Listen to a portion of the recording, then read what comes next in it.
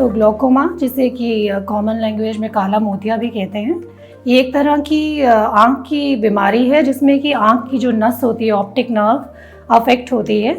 ज़्यादातर करके हमारी आंखों का प्रेशर जब बढ़ता है तो उसकी प्रेशर के इफ़ेक्ट की वजह से ऑप्टिक नर्व धीरे धीरे ख़राब होने लगती है, तो इसी को हम काला मोतिया कहते हैं।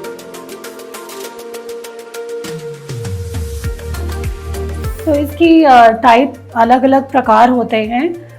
ये बचपन में भी हो सकता है, जिसे जुवेनाइल ग्लोकोमा कहते हैं, या नॉर्मल एज रिलेटेड ग्लोकोमा होता है। इसमें हमारी आंख में एक एंगल होता है जो तंग हो सकता है या नैरो हो सकता है, तो नैरो एंगल ग्लोकोमा होता है, या फिर ज़्यादातर कॉमनली ओपन एंगल ग्लोकोमा होता है। तो ये इसके अलग अलग तरह के प्रकार हैं।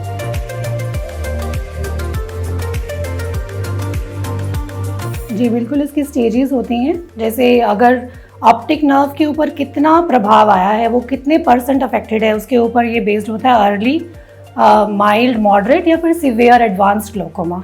और उसी स्टेज के आधार पे हम इसका इलाज करते हैं या ट्रीटमेंट करते हैं कि हमें क्या सिर्फ दवाइयाँ देनी है या फिर ऑपरेशन की ज़रूरत है। ये सब उसके स्टेज के ऊपर डिपेंड करता है।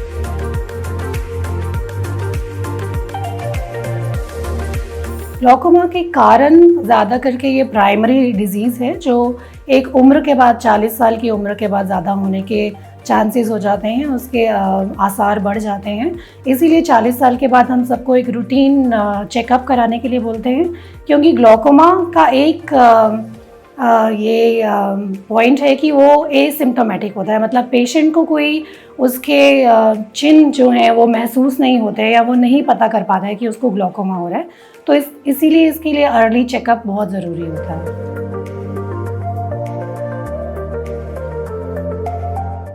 कुछ सिम्टम्स होते हैं जो पेशेंट्स पता कर सकते हैं, जैसे अगर आपको धुंधला दिखने लगा है या फिर आपकी आँख जैसे नैरो एंगल ग्लोकोमा में वो लाल हो जाती है, आँख में दर्द हो सकती है, या फिर आपके चश्मे का नंबर बार बार बदलता है, या फिर अगर आप ज़्यादा अवेयर हैं और आप नोटिस करते हैं कि साइड से आपकी जो पेरिफेरल फील्ड है वो नैरो होने लगती है।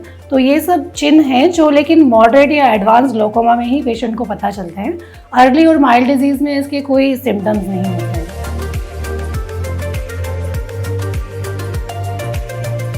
जी हाँ, बिल्कुल। ग्लोकोमा की ट्रीटमेंट 2 मुख्य आधार हैं। एक तो दवाइयाँ जो आई ड्रॉप्स हम देते हैं, और दूसरा ग्लोकोमा की सर्जरीज़ हैं, और कुछ तरह के लेज़र्स भी होते हैं जो हम ग्लोकोमा में करते हैं। पर आजकल एडवांस ड्रग्स आने की वजह से बहुत आई ड्रॉप्स काफ़ी इफ़ेक्टिव हो गए हैं, और ज़्यादातर हम जो ग्लोकोमा का इलाज है वो इन ड्रॉप्स के ज़रिए ही करते हैं।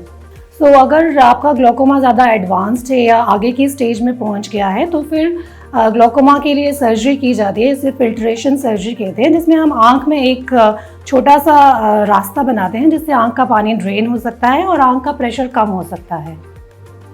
सो अगर आई ड्रॉप से प्रेशर कंट्रोल नहीं हो पा रहा है और ग्लोकोमा जो है वो आगे बढ़ता जा रहा है तो फिर ग्लोकोमा की सर्जरी की जाती है।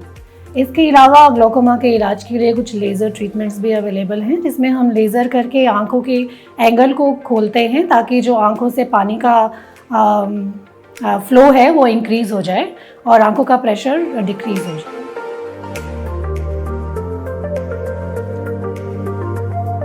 सबसे ज़रूरी एक ही इसमें ज़रूरी बात है जो आपको याद रखनी है, वो है रेगुलर चेकअप्स और अर्ली डिटेक्शन। क्योंकि ग्लोकोमा में जितना भी आपकी आँखों की नस पे प्रभाव हो चुका है वो इरिवर्सिबल होता है, मतलब वो हम वापस नहीं ला सकते। अगर हम ग्लोकोमा का ट्रीटमेंट शुरू कर रहे हैं तो वो हम उसकी प्रोग्रेशन को रोकने के लिए ही कर सकते हैं। We can not bring the damaged fibres back. तो इसलिए अर्ली डिटेक्शन बहुत ज़रूरी है, और क्योंकि ये एसिम्प्टोमेटिक होता है इसलिए रेगुलर चेकअप से ही हम इससे बच सकते हैं और इसको जल्दी डिटेक्ट करके इसका जल्दी इलाज कर सकते हैं।